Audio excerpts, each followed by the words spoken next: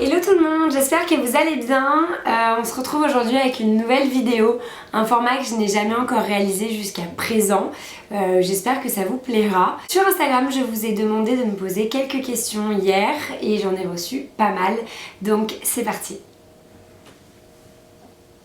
Alors, on commence, je vais descendre en bas.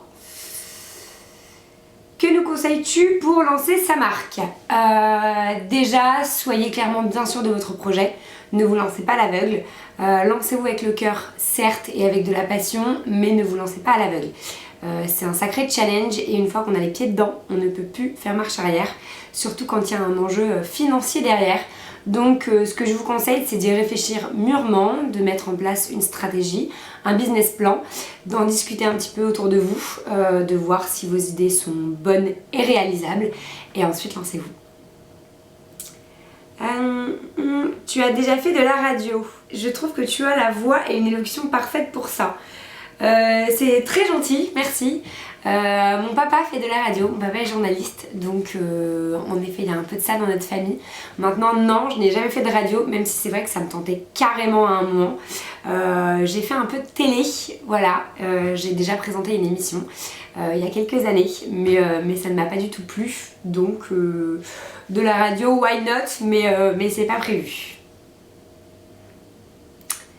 Regrettes-tu certains choix que tu as fait plus jeune? Oui, évidemment. Je pense que tout le monde regrette des choses dans sa vie. Tout le monde regrette forcément des choix ou des actions faites lorsqu'on était plus jeune. C'est d'ailleurs ce qui nous permet de grandir, de mûrir et de se construire. Donc vaut mieux faire des erreurs plus jeunes pour pouvoir réparer ça par la suite que de les faire plus tard, une fois que ce n'est plus trop réparable. Mais voilà, je ne regrette rien de ce qui m'est arrivé et de ce que j'ai fait plus jeune, parce que ça fait ce que je suis aujourd'hui, donc voilà. Où trouves-tu l'inspiration? By the way, tu es radieuse, ne change pas dans mon top 3 d'Insta. Trop mignon, ça me fait trop plaisir. Où est-ce que je trouve de l'inspiration? Principalement sur Pinterest et dans les magazines. Depuis toute petite, j'adore m'inspirer de grands noms et grandes maisons de la mode, donc j'adore feuilleter des magazines de mode. D'ailleurs ma belle-mère me ramène à chaque fois qu'elle part à Londres, elle me ramène tous les éditos possibles et inimaginables de Londres, et sinon ouais, sur Pinterest et évidemment sur Instagram avec les gros comptes d'influenceuses que je suis. Regrettes-tu certaines amitiés que tu as pu connaître? Oh my god, évidemment, c'est un peu l'histoire de ma vie, trop bonne, trop conne. J'ai énormément donné à des personnes qui n'en valaient clairement pas la peine, et puis qui sont sorties de ma vie naturellement par la grande porte. Donc oui, je regrette beaucoup de choix en amitié. Quels sont tes secrets pour une belle peau? Il n'y a pas de secret, hein. Je vais pas vous en inventer, mais il n'y a pas de secret. Moi je m'hydrate beaucoup. La peau, hein, j'entends, parce que pour le coup je bois pas beaucoup d'eau et je devrais en boire plus, mais je m'hydrate énormément la peau, je me démaquille matin et soir, je me maquille pas énormément, donc déjà j'étouffe pas ma peau, et puis surtout je choisis vraiment des produits qui sont adaptés à ma peau, donc que j'ai testé longuement avant d'être sûre que ça m'aille. Voilà, donc une bonne crème, je m'hydrate extrêmement les lèvres également. Voilà, et sinon c'est vrai que j'ai une belle peau de base, donc je suis assez chanceuse là-dessus. Voilà. Ton tatouage préféré que tu as fait et pourquoi? Mon tatouage préféré, d'ailleurs je dois vous lancer la vidéo aussi sur mes tatouages, mais maintenant que je suis lancée, promis je ne m'arrêterai plus. Mon tatouage préféré, je crois que c'est ceux que j'ai dans le dos. J'ai un tout petit soleil et une toute petite lune dans le dos qui sont vraiment tout petits. Je crois que ça doit faire la taille de mon ongle, et en fait c'est celui que je vois le moins, et du coup je crois que c'est celui que je préfère. Voilà, je crois. Et l'œil également que j'ai en haut de l'épaule, je l'aime bien, mais sinon ouais, les tout petits que je vois le moins, c'est ceux que j'aime le plus, bizarrement. Peux-tu nous dévoiler l'envers du métier d'influenceuse, sans tabou, salaire, statut, vie perso, etc. L'envers du décor, bah pour le coup, vous le connaissez, enfin, ce sont de longues heures de travail, de longues heures d'acharnement et surtout de longues heures de doute. C'est vraiment pas un milieu qui est facile puisqu'on est vraiment seul avec soi-même. On n'a personne pour nous booster, même si clairement vous êtes là et vous êtes notre plus grande motivation. On n'a personne à nos côtés pour nous booster et ou nous dire quand on fait des erreurs. Donc en fait, on apprend chaque jour de soi-même et de nos erreurs. C'est ce qui est le plus compliqué. Après, en termes de salaire, voilà, nous sommes rémunérés par rapport à la visibilité qu'on offre aux marques, aux concepts, aux hôtels.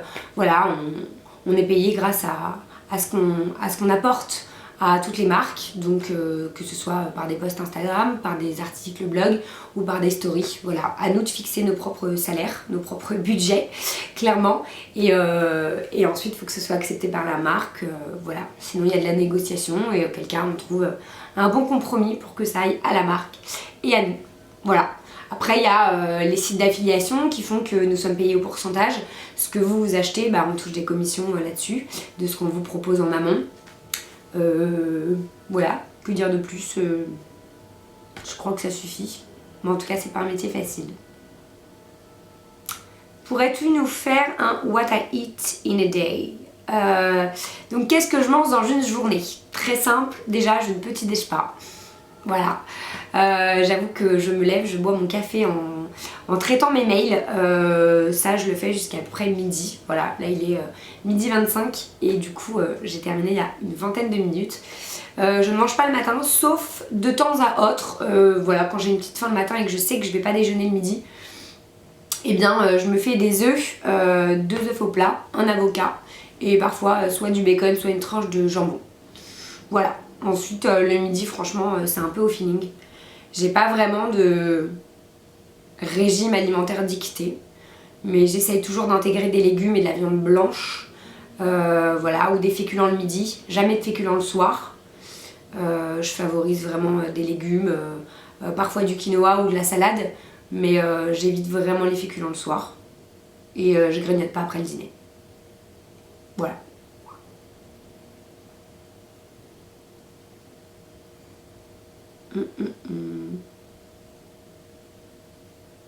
La chanson qui te fait penser à ton chéri. La chanson qui me fait penser à mon chéri maintenant, c'est une chanson qu'on a mis lorsqu'il m'a demandé en fiançailles, en mariage du coup. Est-ce que je vais réussir à vous la trouver? Alors... J'étais à deux doigts de vous la chanter, mais après je me suis dit non, on va éviter. C'est cette chanson-là, de Mouloudji, L'amour, l'amour, l'amour. C'est d'un romantisme.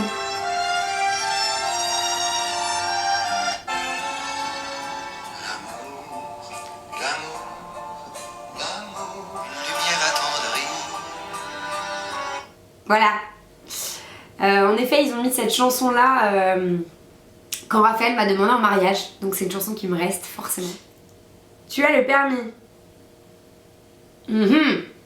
La question piège. Eh bien non. Et ça fait 1 an et demi que je suis inscrite. Voilà. Donc si mes parents regardent cette vidéo, ils vont me tuer. Mais non, il faut que je me motive à y retourner, à passer le code. Enfin, c'est une tannée. C'est une tannée et plus j'attends, moins j'y vais. Donc c'est un peu le sujet tabou dans ma famille.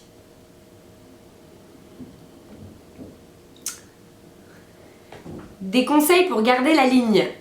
Des conseils pour garder la ligne. Eh bien, déjà avoir un rythme de vie assez stable. Je pense que c'est vraiment la clé déjà d'une bonne santé et d'une ligne convenable. Voilà, donc un bon sommeil, essayer de manger à des heures fixes et régulières. Voilà, après évidemment avoir une activité sportive, donc faire du sport assez régulièrement, enfin au moins dès que vous le pouvez, ou alors marcher un max. Moi je sais que je me donne bonne conscience en essayant de marcher un max et en montant les escaliers dans les immeubles plutôt que de prendre l'ascenseur. Au moins je me dis que quoi qu'il arrive je travaille forcément un peu. Après garder la ligne, boire beaucoup d'eau, éviter les fast-food, éviter le gras, éviter le chocolat, le sel. Enfin, il n'y a pas de miracle, il n'y a pas de secret. Un peu de sport, une bonne alimentation, bien dormir et ça régule tout. Projet de vie enfant. Oui, évidemment, projet de vie, je me marie dans 1 an et demi, donc déjà c'est un énorme projet de vie. Un projet de vie à 2, donc c'est vraiment chouette. Et oui, dans la continuité des enfants, j'espère, je pense, j'espère, peut-être dans 2 ans. Pourrais-tu nous faire des looks pour l'hiver mais chauds? J'ai déjà commencé à vous poster quelques petits looks chauds. Et puis même là, voilà, passion gros pull, passion col roulé et grosse maille. C'est vraiment devenu mon must-have de cet hiver. J'en ai commandé, je sais pas, peut-être 4-5. Voilà, des grosses mailles comme ça, c'est ce que j'adore. Et ok, je vous posterai des petits looks. Comment porter les cuissardes pour une soirée nightclub? Déjà ça dépend, cuissarde à talons, cuissarde plate, quoi qu'il arrive des cuissardes c'est forcément un élément assez sexy et féminin d'une tenue, donc en vrai soit la porter avec une jupe un peu plus sexy, un peu plus féminine, et auquel cas je te déconseille de mettre des cuissardes à talons avec. Moi j'aime pas quand c'est too much et quand c'est trop sexy, donc j'essaye toujours de doser. Donc voilà, si je mets une petite jupe assez sexy, je vais éviter de mettre des talons avec. Et en revanche, si par exemple je mets une robe, une grosse maille avec une jupe un peu moins sexy, un peu plus cosy, auquel cas oui, on peut oser les cuissardes à talons. Mais toujours bien dosé. Et donc pour un nightclub, une petite jupe, un petit top assez sympa, des cuissardes, mais pas de collant. Comme ça on voit un petit bout de ta peau et c'est assez féminin. Et le tour est joué. Une astuce contre les cernes et poches pour éviter les camoufler. Eh bien, moi clairement j'ai les sérums que je vous ai déjà présentés dans mon rituel beauté. Donc tous les matins j'ai 2 sérums. J'ai un sérum à mettre sous les yeux et ensuite une petite crème à tapoter. Pareil sur les poches. Et j'ai mes patchs évidemment. Vous me voyez souvent sur Instagram avec mes patchs sous les yeux. Mais pareil, c'est ma passion, ça permet de dégonfler.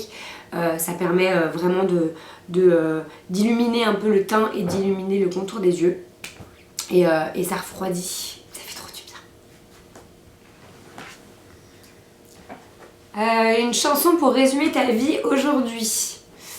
Je crois qu'une des chansons qui m'a le plus parlé, et ce depuis que je suis toute petite, c'est Non, je ne regrette rien de Edith Piaf. Alors déjà c'est une artiste que j'ai aimée et que j'aime encore à l'heure d'aujourd'hui plus que n'importe qui.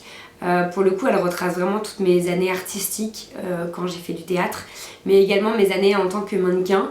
Voilà, c'est une artiste que j'adore et je crois que c'est la chanson qui me représente le plus, de par ses paroles mais de par l'histoire d'Edith à ce moment de sa vie.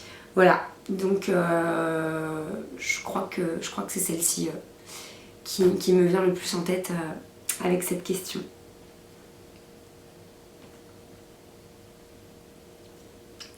Crois-tu aux amitiés virtuelles? Penses-tu qu'elles peuvent être bien réelles?